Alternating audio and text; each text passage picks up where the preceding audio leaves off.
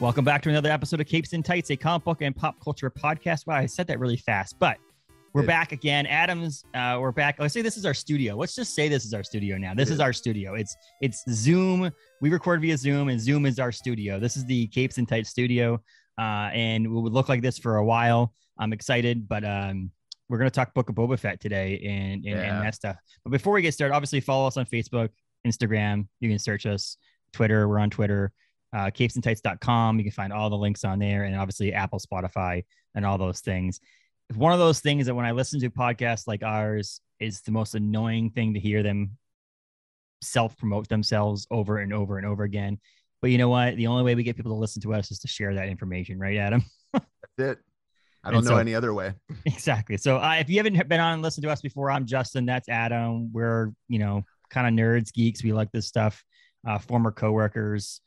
But now we're friends and we like to talk about things like this. And this is a big one because I'm a big Star Wars fan, and I'm actually I realized this morning, or yesterday morning, of how much more of a Star Wars fan I'm becoming.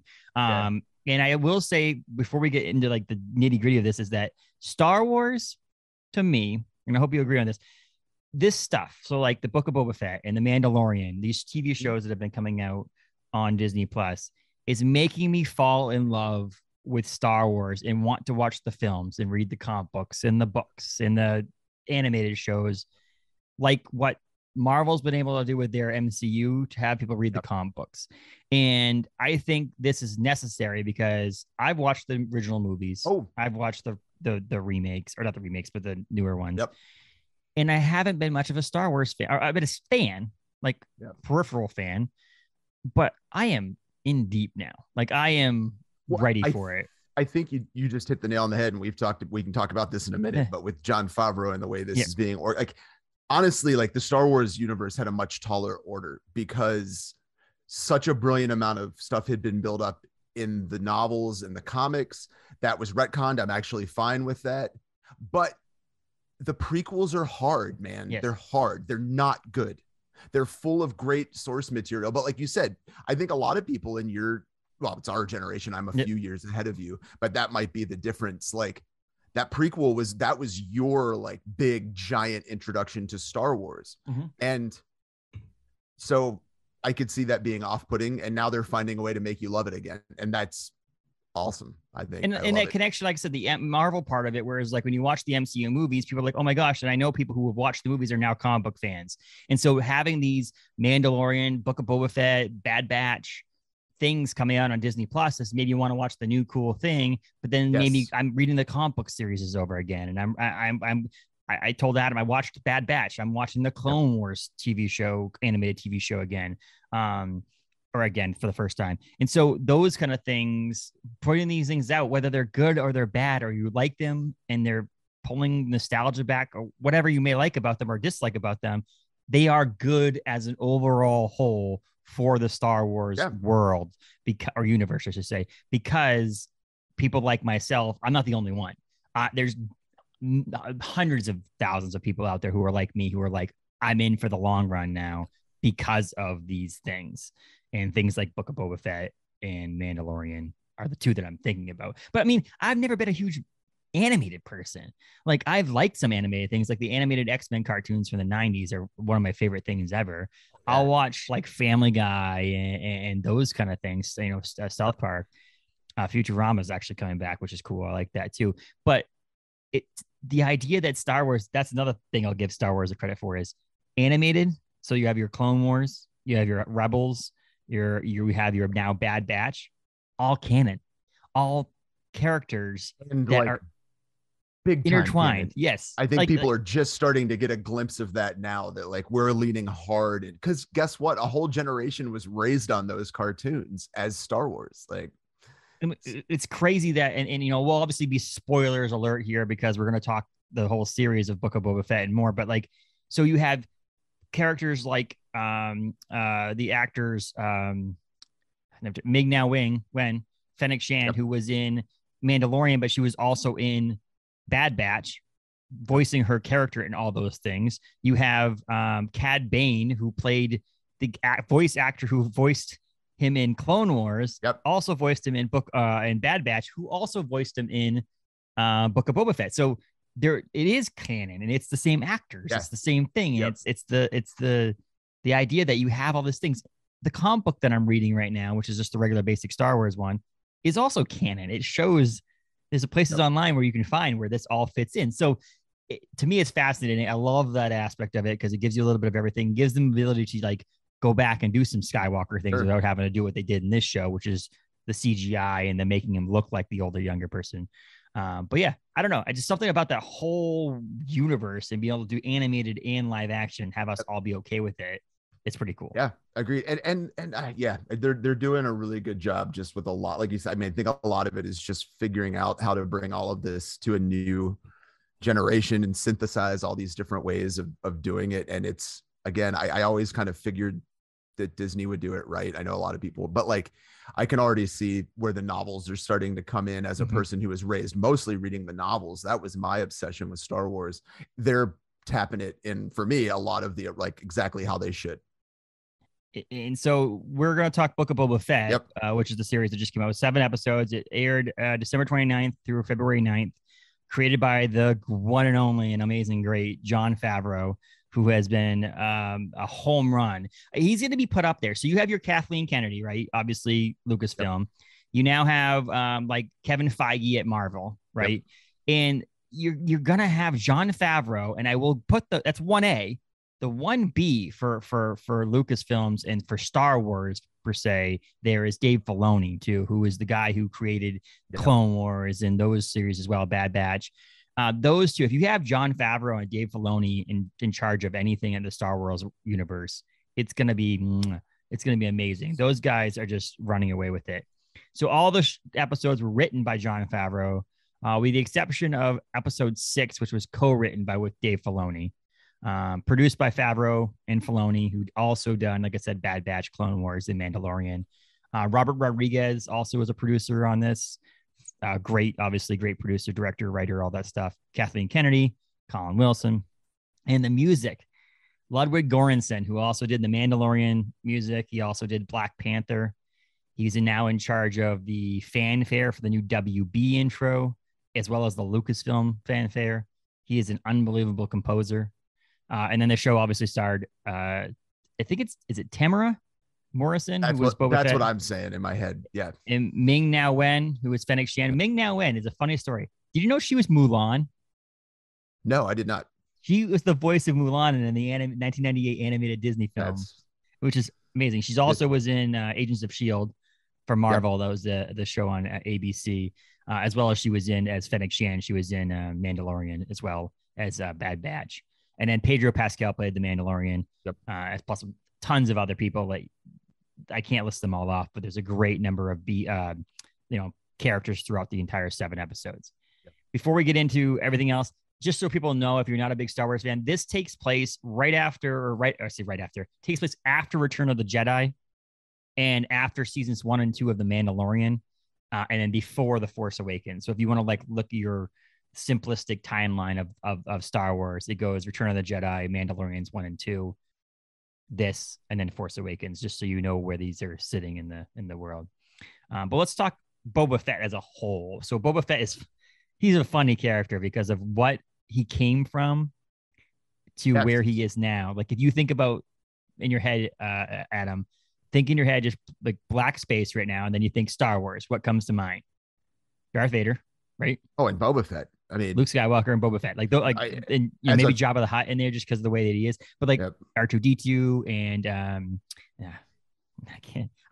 Now people are gonna villainize me because I can't think of the other droid with R2-D2. Come on, C-3PO. Yes. So those like you see, like if you look at Mount Rushmore of Star Wars characters, Boba Fett's on that, and he came from nothing, an afterthought. Like he wasn't even supposed to be anything. And I think you talked about a documentary that's you can watch about this too. And I think the thing with Boba Fett is he didn't have a huge backstory. So remember, this is like the era that we're all playing with action figures. And so if you write too much of a backstory, then like that character is not really mine when I'm playing with it. But Boba Fett, nobody knew anything about Boba Fett, and he was cool to dress up like. And I mean, I think that's all the boxes for a kid, isn't it? Like, yes, exactly. And so he actually technically, and people will say that his first appearance was in Empire Strikes Back. But he actually was his first appearance was obviously the winter holiday special. That was Star Wars. It was a cartoon.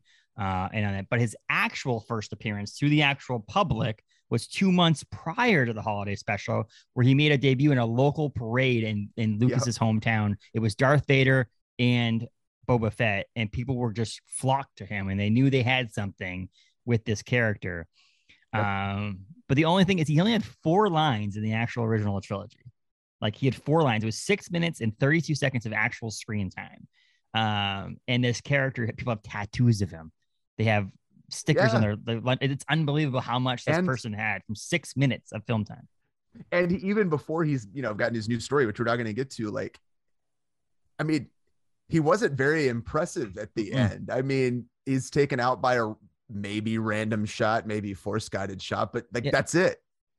Like it was just a random bounty hunter and so in this special, anybody should watch it. It's called Under the Helmet. It's the legacy of Boba Fett. It's a 21 minute documentary about the lore of Boba Fett. But he wasn't even actually named until Return of the Jedi. They didn't actually say his name in the movie. I mean, obviously in the holiday special, he's there, but like in the films, they gave him his origin story in the prequel series, which, but we'll talk about prequel series. But he was supposed to be a super trooper. Like the original character, it was created as a white suit. It was supposed to be like the next generation of troopers. Yep. And there was hundreds of them supposed to be made, but then when they talked about it in the film, there was not enough money in the budget to create all these. So then Lucas was like, well, maybe we should just change him to a bounty hunter. And they took his suit and they painted it and dinged him up and did all that stuff. And then you saw him debut in the holiday special and then also, but then his current rendition of him is debuted in Mandalorian season 2 when there was some searching for the suit and all that stuff. And that's it. But I don't want to go too much into Mandalorian because even though I will get that right now is even though this was like a backdoor Mandalorian season. I was about to say, let's just come right out of the gates and be like, this was kind of just Mandalorian season 2.5. Which is funny. There's 7 episodes and 2 of the episodes were basically Mandalorian episodes. And that's so what I will say is to start off with when we're talking about the show is great show. It was great. I mean, to me, if I was giving it a number, like a 7 out of 10, like it wasn't a 10 out of 10. Like I think that Mandalorian season 1 was like pristine. This was a little bit below that. And so there were some hits and some misses. The biggest thing to me was that it was 7 episodes and 2/7 of the episodes were Mandalorian episodes. So when Ming-Na Wen was interviewed, she says for season 1 of Book of Fett, she said that in an interview. So the theory is that there is a season 2 at some point. But to me, it almost made it feel like the 2 episodes being Mandalorian specific was just a way to get them to promote season 3 of Mandalorian. Like, it's like, we got to do this Boba Fett thing because people want this, but really we're going to focus from the future of 5-6 seasons of the Mandalorian. And this is how we're going to promote that in this season. Exactly. What's what we've talked about with like the Marvel issues before too. And it's, I just totally lost my train of thought. But it's so anyways, continue. Yeah. But so that's a miss to me is the fact that it's a hit and a miss, right? Because I did like the Mandalorian a lot and I like Pedro Pascal's character and all that stuff. But the fact that they literally had an entire episode that you basically didn't even see Boba Fett, it's always a bad sign to me. Taylor and I talk about this when we watch a movie or a TV show. When you see a show called, Spider-Man, and it's an entire episode without Spider-Man in it, it's like, well, we're watching this for that. And so there are certain shows, but those are the shows that are like 20 episodes long. Okay, I can do 1/20th of a season that you're trying to give a backstory on some sort of villain or some sort of other thing. But when you're 7 episodes long and you have an entire episode that really has nothing to do, like it didn't really further the story of Boba Fett. It was how to get Pedro Pascal's character into the last few episodes. And that's what I was saying with the Marvel is like, there's a time, I guess, where you just have to kind of do the cleanup narrative, which is, okay, like now we've got Mandalorian, but we've got to split off this Luke stuff and the Jedi Academy stuff. And we've got to split off this storyline. And there's no way to do that. But like, I guess we can do a redemption arc for Boba Fett while we're at it. But like you said, there's times that Marvel's had to do that. It doesn't work perfectly, but like, you just got to rip the Band-Aid off. And so that felt like this to me. And like you said, I think it has its hits and its misses, but it's definitely a fan service show. For sure. And that's the biggest thing, I think, to me. And that's what I've read online for some of these reviews. I try not to read too many because I like to give our own say, but like some of the ones that I've read is like that it's really for you and I, like to give us the whole, like give us some more depth about who Boba Fett is and what he's doing now, and that he survived the Snarlack pit and all that stuff. Like, but does it really move the character that much forward to the point where now is it really just a, hey, cool, Boba Fett has his own show now. He's actually got way more dialogue, but it's where's not really his book? Yeah, exactly. I'm still waiting on the book. Exactly. I don't understand that either. And I mean, I don't want to throw that in as a miss, but that was one thing at the end where I was like, there was no book. No. At all. No, not even nothing. mention of a book. Yeah. Ever. So I leave that Book question of open. Boba Fett. It does say it in small letters at the top, and Boba Fett's the big name. But yeah, why didn't they just call it Boba Fett? Like, why is the show not called Boba Fett? I mean, we'll talk about it later, but the Andor show is called Andor. Like, I know if they do a show on Darth Vader, it's not going to be like the list of Darth Vader. It's going to be Darth Vader. The podcast of Darth Vader. You got to all of his mixing, his audio boards are all in his. It's built in, yeah. It's built right in, yeah. But yeah, so the beginning episode showing him how he escaped the pit and he's now seeing Hutt's. So that's another thing. The nostalgic part about it is like when we talked about the Disney Plus series about last year or whatever it was this summer. We talked about our Disney Plus episode that we did at the beginning of this podcast rendition of this podcast is that we're kind of tired of the Skywalker part. Like there's so much more that we can talk about. Like in the Marvel side of this, we related to that. It's like, okay, we have the Iron Man. We're now past Iron Man. We don't need to keep going back to Iron Man. Like Iron Man was the first part of MCU. Now let's move on. It's the same thing with this. There's other stories we could be telling that don't include Skywalker. And so but seeing Hutt's throne again, seeing his guards again, seeing, that kind of stuff was just kind of fun and brought you back to a child, which was really cool. The Rancor, like seeing the Rancor, the baby Rancor and all that, like seeing those things. Yes. Seeing the twin Hutts, seeing Huttonese people, the Tusken Raiders, all that stuff was like, ooh, warm to your heart. The Rancor is such a classic example, right? I mean, like I get the purpose, but like the rampage through town, man, that was just because we all wanted to see somebody ride a Rancor and destroy stuff, and it worked, and I was totally fine with it. And seeing how he like basically became friends with this Rancor to the point where he could tame the Rancor enough to ride it. Like the Rancor you see, with Hutt in Hutt's palace is just there to kill people that drops into his pit. So like to see him actually be able to ride him and run through the town and all that stuff was really cool. And this seems to be a big theme in the Star Wars. I've noticed with especially the Jon Favreau shows is trying to treat the fictitious animals better. Like there was a bit about banthas and how they're trained, and there's this bit about the Rancor, because the original movies, I mean, we have some real serious issues going on with how people and animals are treated, and I love that they're thinking about that now. And yes, it's definitely, and it's cool. The mixture between CGI and real life too is awesome. Like you see some of that in this, where like you see the characters that were created like they were in the first movie are now. Like they could have made like his guards, the green, I don't know the names of them. They're pig people, like the pigs. Those you could have made those CGI. You could have made them CGI easily. If there wasn't a historical connection to this movie somewhere else or the show somewhere else, you could have easily made those people CGI. No issues in the world. We would have loved it. Oh, absolutely. If we didn't have the backstory to the characters, but now it's like, no, make them in special effects with the suits and the makeup and all that stuff. That stuff's great. And then, but also knowing that you can't do it all the time. The Rancor climbing on buildings is CGI. You can't, you can't do stop motion and all that stuff for that stuff. That's just too costly and too much time and effort.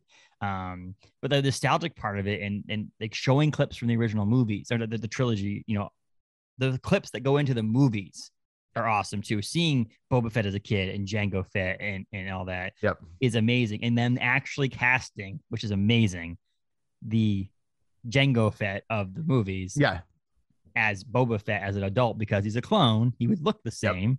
Exactly. It It's was brilliant. amazing. I know. Yeah. It's brilliant. And lucky enough, he's a good actor.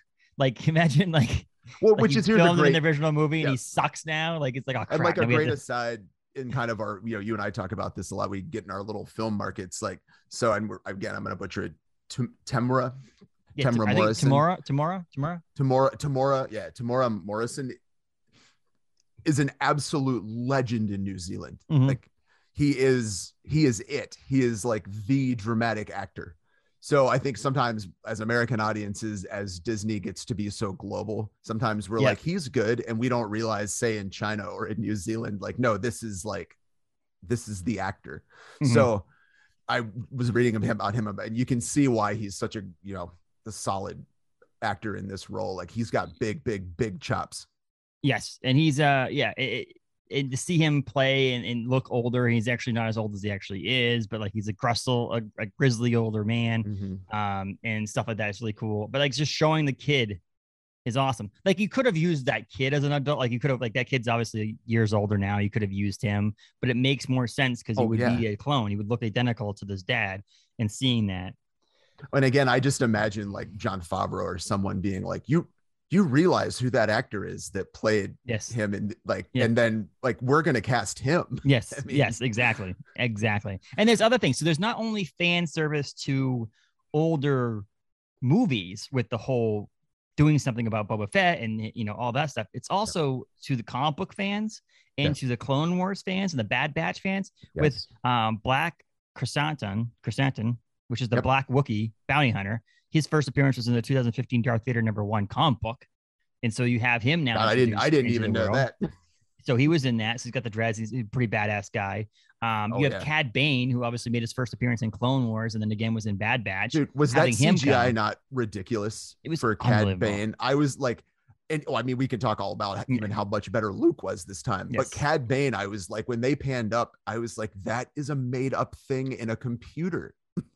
And it's such a cool character that doesn't get it because again, to us who are fans, and again, like I mentioned, Adam and I at some point so Clone Wars is 7 seasons of an animated TV show that are 20-minute episodes, and I can relate with you why you would not want to take the undertaking of watching all of that. I understand that to people. So Adam and I had talked about maybe one of these days we're going to do like a abbreviated, like this is what you need to watch to get Clone Wars, not to disrespect Clone Wars fans, but to know that if you're not a fan of that medium, that this is what you need to watch or should watch to get what's going on. Yes. Bad Batch is filmed in animation in a similar way, but I think it's more modern and there's something with it. It's only 14 episodes for a season or 16 episodes. So you can get the undertaking. That's not a hard watch. The first episode for some reason is like an hour and 10 minutes of Bad Batch, and then they're 20-minute episodes after that. But that to me is an undertaking you can do. Clone Wars, again, 7 seasons of a show, 20 episodes or something per episode season. It's a big undertaking. So we'll get to that at some point. It's just the beauty of the different mixed media too. Like you said, no, some people are never going to watch a cartoon. No. Like you can make them and tell them like, for, What If is huge. You've got to watch it. They're never going to watch it. So if we just do an episode at some point, just giving you an idea of what the Clone Wars is all about, that's it. And then we can go on from there. But having a character that's introduced in a pretty cult following show, that to now make it to Bad Batch, like, okay, that makes sense. That tracks. Again, similar style of animation. They're both animation, yada, yada, yada. But then you see him and now transform into an actual real life quote unquote, quotations person in a live action TV show was awesome to see that. And when you saw the cowboy hat and you see from a distance and he's got the guy, you're like, oh my gosh, that's who it is. Oh my gosh, they're doing this. Spoiler alert. Then he dies. Yeah. Or again, in quotation, dies. We have no idea. I mean, he is technically, according to Star Wars legends, or I shouldn't say legends because that's an actual thing, but like Star Wars lore is that he's 71 years old. So, I mean, if he's an alien race, so it's not like he's a human, but like, if that's old, yes, it makes sense that he would eventually die. But like, maybe he's not dead. Maybe he is. They basically showed him getting stabbed, but that's about it. You can see someone crawl away and someone save someone. And again, he has the breathing tubes and all that stuff anyway. But it was kind of funny for me to be like, oh my gosh, they're introducing Cad. He's dead. What the hell? He's dead. Which in its own way though is, like I said, maybe he'll come back. Who knows? But yes. I mean, everybody knew that was Cad Bane, right? I mean, it had that slow reveal where like the brim of the hat comes up. But one thing I love with like is I think they realized the importance. Everybody was probably thinking this is going to look dumb when they reveal. And like I said, I was just like immediately like uncomfortable with how realistic Cad Bane was.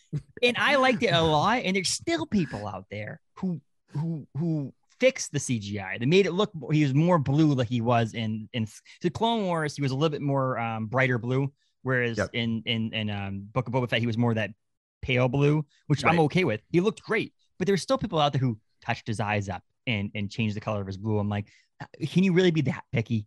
That looks amazing. That's unbelievable. It took the character that was created for animation and made him look real. Like, and when they made the character in Clone Wars, I guarantee you they made it without the thought in their minds that it was eventually going to be a live action thing. Why would you? I mean, that's what I said. Like, if you'd have just said, hey, they're going to turn Cad Bane into a character, I would, oh, that sounds like Jar Jar Binks to me. Like, you know, it doesn't look right. Correct. But they did it. And now you're still going to complain about the way it looks. I know. Like you mentioned the Luke Skywalker thing. We can jump to that too, which is use the CGI and the effects and a voice changing box and all this other stuff to make Skywalker. So at the end of Mandalorian season 2, if anybody hasn't seen it, spoilers, that Skywalker shows up, right? Luke Skywalker shows up, takes Grogu under his arm, leaves. What do you have? Like 2 or 3 minutes of screen time, if that. Like it was very small, and he said 1 or 2 lines. It was very, I'll say bad in the scale of the world we live in right now of how technology works. It was bad.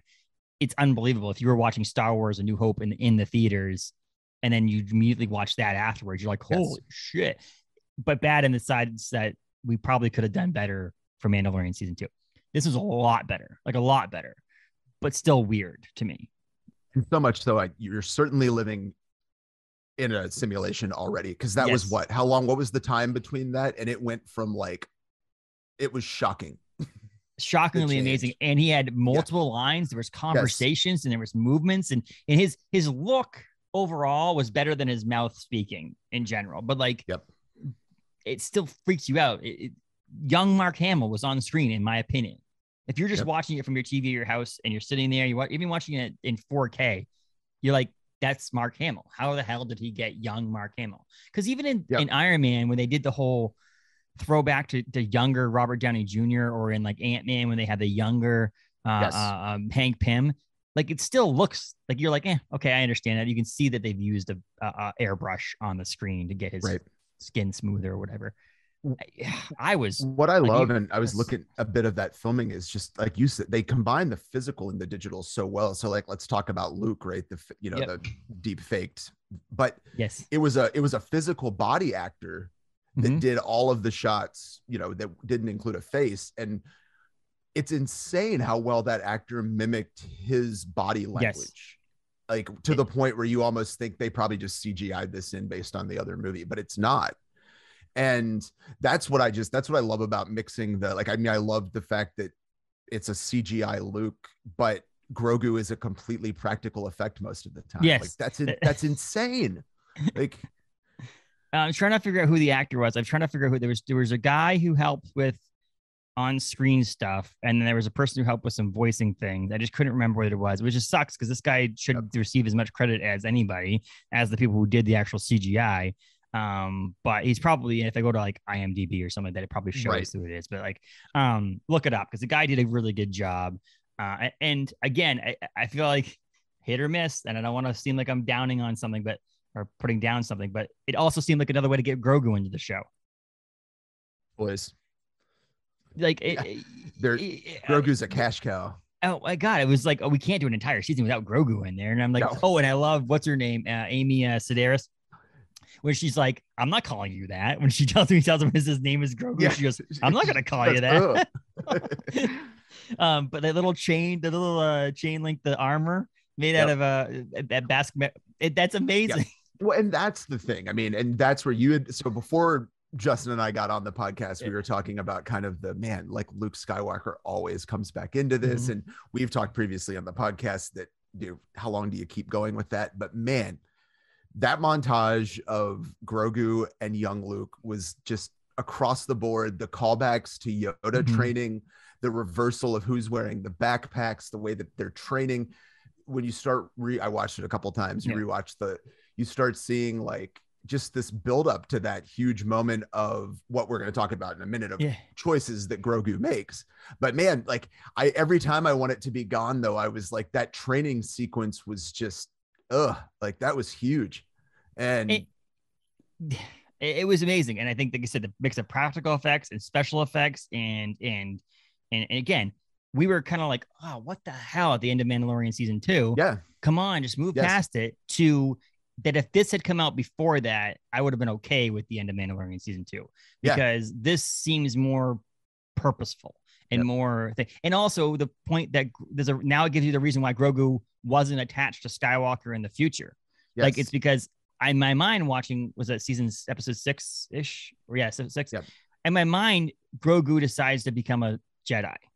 Like immediately, I'm like, oh, he's just gonna decide not to. But then I'm like, well, then we would have heard about him. Like he would have been a Jedi. You would have seen him further in the shows. And so to me, when he comes back into episode 7, he is wearing the armor underneath his thing, and he obviously chose the Mandalorian side of the thing, not the Jedi side. Exactly. Well, that whole scene I was saying is so wild rewatching it. So we call back to the prequels, and like you start realizing, of course, it's spoilers, but all is at this point, like every little flashback we get about Grogu, right? He was on Coruscant during that first night the order was given to kill the Jedi. Yeah. So that's a huge tie back to the prequels. And it's tying into a big idea that I see playing out in Star Wars. It's been happening for a while. Rian Johnson was one of the big proponents of it, but was that at some point we back out and we start saying like, the Force is just the Force. People use it in all kinds of different ways. And we've got to move out from this idea that the Jedis are right and that they're the only thing. And so Grogu's whole story is fascinating because like, I think Luke says that it's more like I'm just unlocking training he already has. So Grogu's 50 at the time of this. Yep. Grogu's already trained more than most Jedi Knights or Master Jedis have ever trained. So there's a weird thing there of like, Grogu's a fully trained Jedi somewhere in there, and he's choosing not to be one, which is although it doesn't sound like it, that's a major shift in the narrative, because before it's like, if you can be a Jedi, you become a Jedi. Yes, exactly. And it's funny, 50 years old. Anybody's just kill me for Star Wars, and we may not know this answer. Maybe all of our fans will kill us. Is how old Yoda is when he dies. Do we know? Is there an idea? He's about 900. Okay, so he's 900. So my thought is that 50, he is it's gonna be a while before he grows up. So like they can use this baby version of Yoda many more episodes and seasons and all that stuff, and they don't have to make him grow that much. They don't have. Obviously Yoda's not that tall, but like they can have him be. But at some point, I'd like to see him actually be able to like walk on it. It would be nice, even if they have to go into the future, even if they have to go years and years, and like do a baby or Grogu episode or a show or a movie or whatever it may be of Grogu at Yoda's height and weight and size and like when he was an actual like Jedi fighting a Jedi, obviously be Mandalorian at that time, but whatever. But like the idea of having that, or as something new is coming. Yes. I mean, that's kind of what I'm hoping is like, we seem to be identifying that like the Mandalorians interact with the Force because they know about the dark saber. And like, there's the Night Sisters of Dathomir, which is where Darth Maul comes from, that race. So like Darth Maul thing. Oh, sorry. No. And then, Darth Maul, that's a whole other thing that we've got coming soon to the Marvel universe again. But like, but for instance, he's Darth Maul comes from a race in the movies that already is Force sensitive. Yeah. Like they already have their own religion based around it, which again, I don't think most people, they think he's just trained by Emperor Palpatine. Yeah. Like he's a weird, different thing. So I love this idea too, of just opening it up to different groups. And of course there's, commentary on modern society in there. And like, there's a lot of religions and they're all kind of using the same Force here. Like, so that's been fun. I think that playing out is neat and a good way to finally maybe separate the Jedi out from the Mandalorian story for a while. So as a whole, when those couple episodes, so it was like this weird arc, like the season, if you give it that, like the first episode's like cool, we get the backstory of who Boba Fett is, and if you don't, like, kind of like you basically could watch this episode 1, I mean, and not know really the history of Boba Fett and be okay. Absolutely. Like, they did a good job of like giving you a little backstory and how he saved it, came out of the pit, and was kind of trained by the Tusken Raiders and all that stuff. And then there's this like series, like the series went up for like quality. It was like it was a couple episodes of like but then it was like this episodes like 4, 5, and 6 were like, oh. And then season 7 or episode 7, I mean, was great. It showed the battle, and it shows like Fennec Shand and Boba Fett and the Mandalorian get together and fight and do all that stuff and see those battles. But it just it didn't end like the way I wanted it to end, if that makes any sense. I wanted it to continue. Sure, absolutely. It's like anticlimactic in a sense. But the other thing is that it's always portrayed that Boba Fett's been this lone gun. Like, it's always been portrayed to us and seen to us that he's this lone person. He's his own person. He's a bounty hunter that does his own thing. But this show, it was basically like it was him and Fennec. Like, it seemed like he couldn't do things without her, which it could be the older Boba Fett. That the more he gets older, he gets this need for a second person. But I don't know. I just felt weird. I like it because I love Ming-Na Wen as an actress, and I like her character, Fennec Shand, and all that stuff. It just seemed weird to me that like Boba Fett has always been to me this person that stands alone. Like, at least Darth Vader has his group, and Luke has his group, but it always seemed like bounty hunter Boba Fett was his own person, and it seemed that was a weird thing to me. But again, not a bad thing. I hate to say it was a bad thing. It was a weird thing. It was an off thing to me. Yeah, and that seems to be, I mean, with the Mandalorian, Boba Fett, I mean, there seems to be a thread that's going on about whether it's better to be part of a community or whether it's better to be alone. And I mean, that seems to be a big question at the center of this, that of course the Mandalorian now is like, you know, he's out of his order.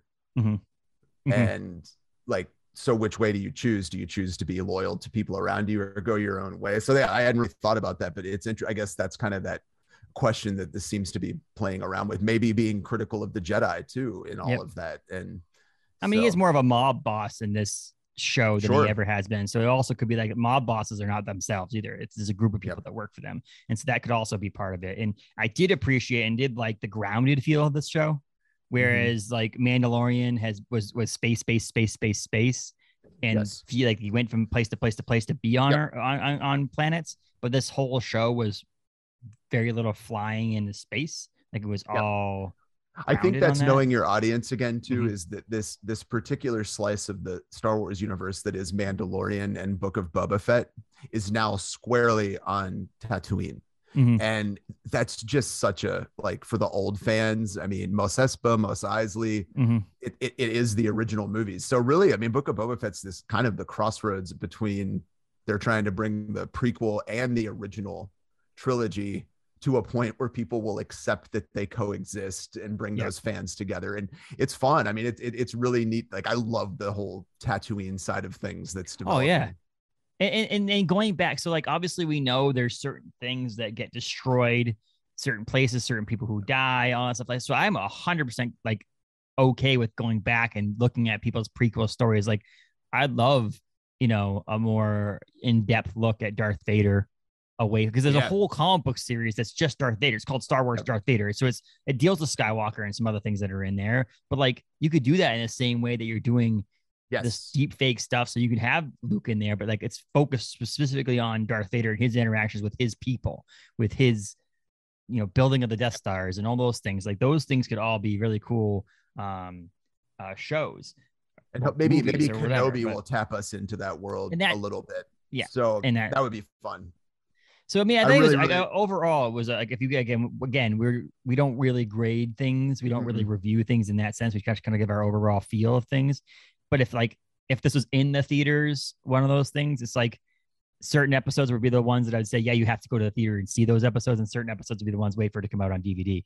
And that's the kind of feel about the whole show. It wasn't like, to me, it was, if you're a Star Wars fan, you have to watch this. It's really good. Yeah, for our Marvel Star Wars fan as a young kid, if you were a big Star Wars fan, this is great because it's gonna be fan service like there's nothing else. That's what I think for our Marvel fans. What If was kind of like that. Like, I would not. What If, I love it. I wouldn't tell you to start with What If you'd never watched Marvel. You would be like, this is neat, but I don't get any of it. So yeah, those have that similar feel to them. And I do believe that episodes 5 and 6, if you're a Mandalorian fan, you actually could probably just go to episodes 5 and episode 6 of this show, and maybe just finish 100%. Up with 7, so you get the ending scene where Baby Grogu or Baby Yoda Grogu is in that little dome and he's tapping the thing on it, and he likes going fast. Mandalorian goes fast, and he likes that thing. Like 5, 6, and 7, you probably could watch and skip episodes 1 through 4, so that you probably have some context of what's going to happen in season 3 of Mandalorian, because you need, like, there's probably going to be relating to that part in Book of Boba Fett, but really don't need to episodes 1 through 4 don't really make a lot of sense to you if you're a Mandalorian fan only, because it doesn't connect in that same way. Even though there's some characters that cross over from Mandalorian, like I forget his name, in the Freetown. Yeah. So he's in it. So he's obviously a Mandalorian. Obviously Boba Fett was in Mandalorian. So there is this connection. But if you're like, I don't have time for that in my life, 5, 6, and 7, watch those. Definitely. And you'll be good to go for the season 3 of Mandalorian. So as an overall whole Star Wars thing, they still hit it out of the park. I mean, it's not, it's better like than the original trilogy. It's better than the prequels. What you just said. I mean, Star Wars is like comics. It's complicated. It's been around for a long time. It's never going to please anyone. And I think this did exactly what it intended to do, which was not give you a neat narrative, but to kind of say, okay, look, like, here's this answer you've always wanted. Here's how it connects to the original trilogy, to the animated series. You've got to all start thinking about this story as a whole. I think that's a part of this too, or you're never going to understand it. So I think Book of Boba Fett's a little slightly confusing to make you go watch Clone Wars, Bad Batch. Yep. And what's the one I'm forgetting? Rebels. Yep. Which, again, if you can watch animated shows, there's certain, like Taylor won't sit down. My wife won't sit down and watch an animated show with me. She just won't. She doesn't like it. She can't do it. And so if you don't want to watch, and it's also not your simple animation. This is not like Family Guy or Simpsons animation. This is very abstract animation. If you think about it, it's very sharp edges, and like it's not your typical animation you'd see. It's not a Disney movie. It's different. So if you're not going to watch that, great. But they are connected. And if you want to get the whole picture of everything, there's something to say about watching Clone Wars and Rebels and Bad Batch and this. And again, there are websites that you can Google it if you want to, but we'll do our own version of it. But you can Google it and say, what do I need to watch in Clone Wars? There is about 25 episode short list of like season 1, episode 5, and watch episodes 5 through 6 in this season and all that stuff to get you up to speed on who some of these characters that you see in this show on. But there's just so much. And again, we're going to get, hopefully the Star Wars universe is going to get to that, what it's like the Marvel universe, where there's, and I think it's the opposite of what Marvel's kind of doing. Marvel's doing the TV shows, but they're now getting into the TV shows. Whereas I feel like Star Wars had 9 movies, or actually technically 11 movies now, if you think about Rogue One and Solo. I think for a while now, they've talked about movies coming out and stuff like that, but like the TV shows are going to be where it's at for Star Wars. And they're filmed like movies, Adam. Like you would not, if you put all those together, and it was obviously a very long movie, but you put it on a screen in a theater, you'd never know that it was a TV show. No, God, no, not at all. Fascinating to me that they put that much money and time and effort into a TV show. That's basically, I hate to use the word free, because we do pay for our subscriptions, but it's free. Like let's be honest, like every week I turned it on and I didn't have to debit my card for anything. I paid the one-time fee for a month, or if you just had to watch it, because it did overgo December, January, February. So you would have had to pay for 3 months to see this much TV. Oh God. I mean, is fascinating. It's crazy. That's why I was joking with my wife. I was like, I actually thought about it because I was watching another YouTube video and they were talking about all the effects in Star Wars. And it was like we would not believe this if somebody told you this 20 years ago. Like, this is weird, like magic stuff that, like, I mean, it blows I just sat there watching it and I was like, I never thought this would happen. Like, I used to sit in the library, like over my lunch break at high school, like reading all of the weird novels from the Legends series now. And like, it's just playing out in this crazy multi-billion-dollar playground. Like, that's and think about people like Jon Favreau. So I don't know how Jon Favreau's connection to being a kid. David Filoni is like a Star Wars fan from the core, like from the beginning. Like the reason why he has the job he has now is because he was so knowledgeable about Star Wars. Same reason why Kevin Feige has his job now is because he was so knowledgeable about the comic books back when he was assistant on Spider-Man films and X-Men films. Like these guys had the jobs for a reason, and these guys are like basically looking at you and me and going like, oh, you're a fan of this, now play with this you have multi-billions of dollars to play with these action figures and make what you want.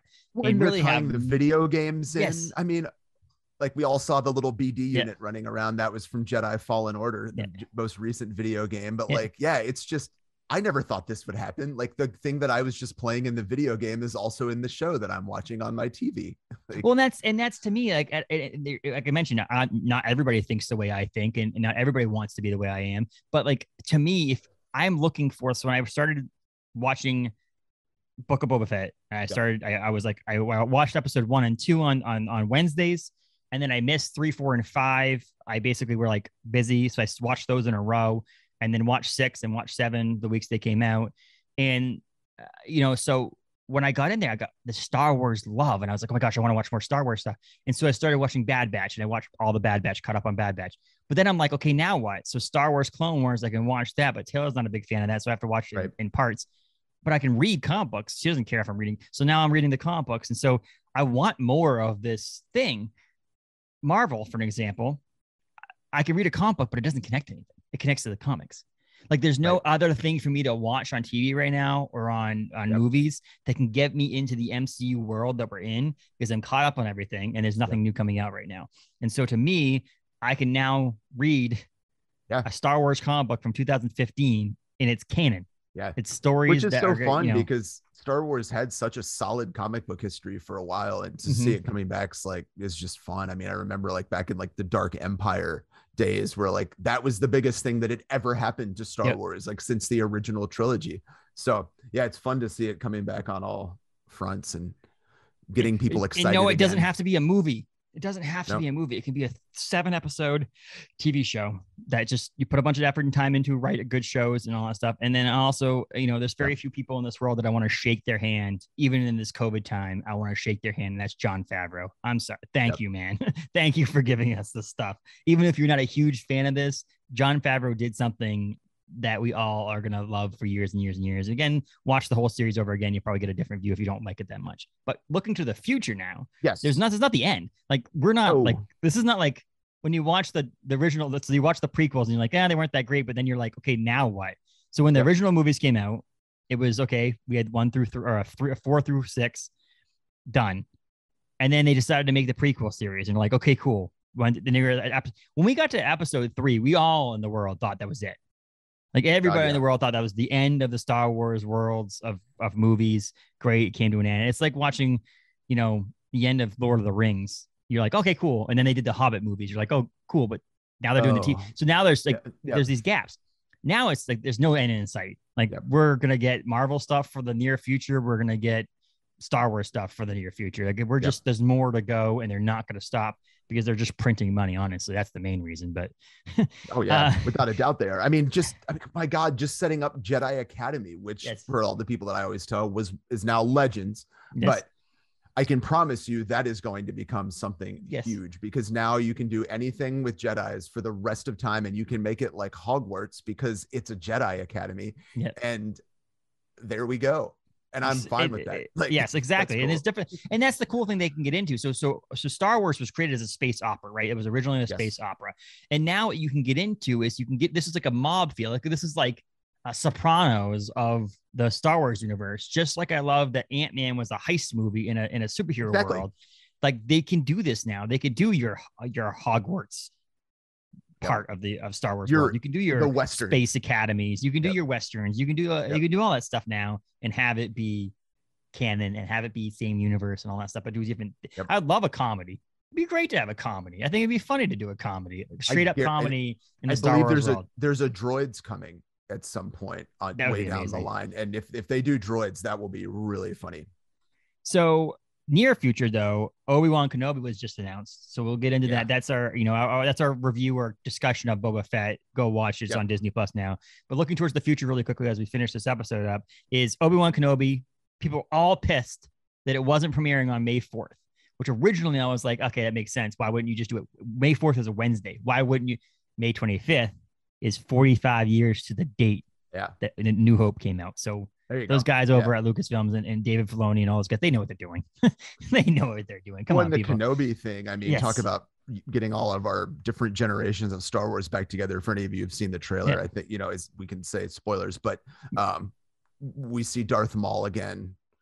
That's going to bring in a thing that was hinted at already back with Mandalorian stuff. That is, Darth Maul is out there running his crime syndicate at this point. So like, we can see that in the future. Like, I can't wait to see Ewan McGregor as Obi-Wan again. Yes. Well, this movie also is technically, if you look at the canon timeline, this show, Obi-Wan Kenobi, is actually coming out in the world and timeline of ages at the same time the Solo film is taking place.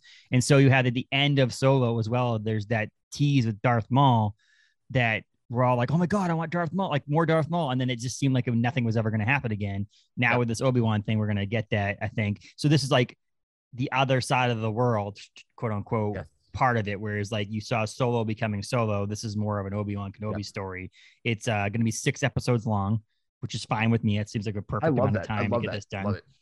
And that comes out May 25th on 2022, and it'll just be 6 weeks long. So, and I think, again, the May the 4th thing would have been like, oh, that's awesome. Because Bad Batch came out, I think, last year on May 4th.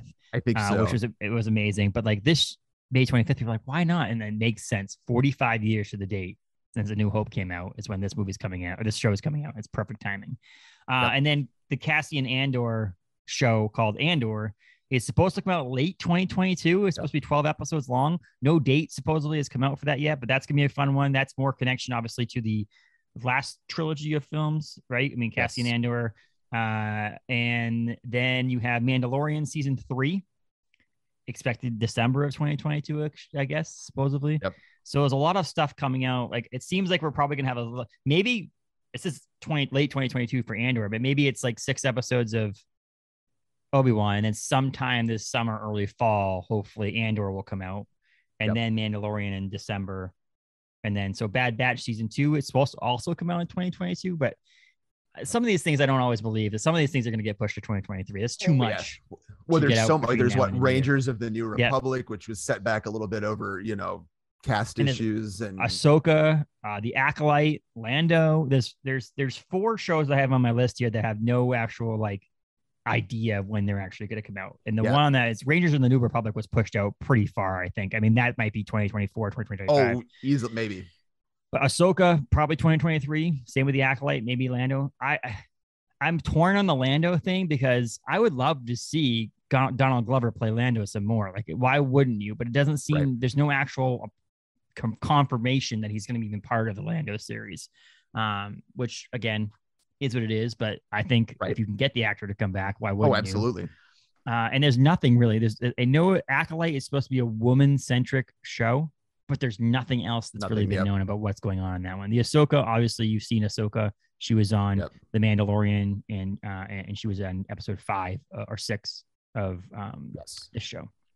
So there's a lot to like think about for that's just TV. So there is some talks about other movies and stuff in the Star Wars universe, but I was just focusing on what's going to come out on Disney Plus, and that wasn't even including any animated shows that potentially, I mean, there were Bad Batches on there, but like you said, we got a while until we get like another big, heavy, like kind of trilogy scope thing in Star Wars at the theaters. I think it's just because, I mean, as we've said before, I think the new movies, so not the prequels or the original trilogy, the more current ones, I think they're still trying to kind of work through those too. I don't think they quite hit with audiences the way they thought they would.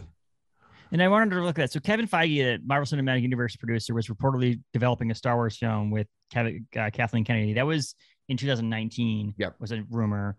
But since then, they've talked a lot about, they've deleted and basically removed from future lists of movies that are coming out. But May 4th of 2020-ish, it was May 4th, Taika Waititi was set to direct or talk about making an original film too, which would be good. And that could be one of those ones that's more of the comedy-centric things too, because Taika Waititi has that ability to do that back and forth thing. But I do think the future of Star Wars should be, I hate to say the word solo because of Han Solo, but solo films. Like, we can come out with films that are just like, here's a film. And because of the way that it's connected to the broader universe, it is a sequel to the next. Like, it's going to make people go see it. You don't have to make a trilogy again. Like, no, and I feel like we have a trilogy of trilogies now. Like, Yes. let's just stop. And like, I mean, go on, find a random character from back. I mean, do a Jabba the Hutt movie. Like, do something that's different. Sure. You know, I would love just a bounty hunters thing. Well, just straight I up was going to say, hunters. All the bounty hunters out there. Yeah. Yep. In the legends, in the novels, there was a series called Bounty Hunters that was super popular. I agree, because then you don't have to talk about the Force at all. It can be the dark, seedy underground of Star Wars. Yeah, be great. An Ewoks movie. Oh yeah, I found somewhere the Ewoks animated. Was it a TV show? Or it was like a 20 or 11 part, 12 part Ewoks TV show back in the like 80s or 70s. Yeah. Yep. Frankly, I mean, we're long overdue for a good Ewok appearance. 84 Star Wars stuff. The Ewok Adventure, what came out in 84, and the Ewoks Battle of Endor came out in 85. But yeah, that was funny. So in 2020, a droid story, an animated adventure film on Disney Plus was announced. According to Star Wars Twitter, it was an epic journey that will introduce a new hero guided by R2-D2 and C-3PO. So there was one announced in December of 2020. So it was over a year ago that they would be putting something on Disney Plus about droids. So you're right about that. Not that I think you're wrong about things, but like no, but I hadn't heard about it in ages. But yeah, so Star Wars, man, like I think they're kicking butt, and I can't wait to see. It seems like we have a little while on the Obi-Wan. What I will like about the Obi-Wan thing is we're kind of drifting from the Mandalorian, the bounty hunter, the shoot 'em up thing. We're getting more towards the Jedi stuff. I will say that we talked about getting past the Skywalker part, but I'll always take more Obi-Wan Kenobi in my opinion. Oh, always. So I'm looking forward to that. And Hayden Christensen's in it. Exactly, and that can open the door maybe for our Darth Vader story there. And I figured since we're getting there's my there you go. My Lego Boba Fett that I haven't brought myself to open yet, but eventually. I have the Doctor Strange Lego set put together though. We put it together during the pandemic of his Bleecker Street place. The only it's Lego coming. I'm gonna do this one here soon. But I did say to Taylor, I was like, when we have a place of our own, we own our own house, I want a Lego room. I've never really put together a bunch of Legos and stuff like that as I did as a young kid, but like as an adult, I want one. And there was this video I saw on, I think I saved it, and I'll have to send it to you on Instagram, of someone who had an entire like amazing table of just Star Wars stuff, and it had like things fly. It was like, oh my gosh, it's so. But I'm like, I have a kid. I have to be like the friggin' Will Ferrell in the Lego movie and be like, you can't Lego touch that, and like glue things together. Like I have to, like, some of these things I have to put away or put up high so you can't get to it. You know, he's 9 months now and he's starting to try to grab things, and I can't. Like, I think there's certain things I'm okay with, like him playing with. Like a lot of people will take these like Funko things and like keep them in the box. Like I hand it to him and he chews on it. I don't care.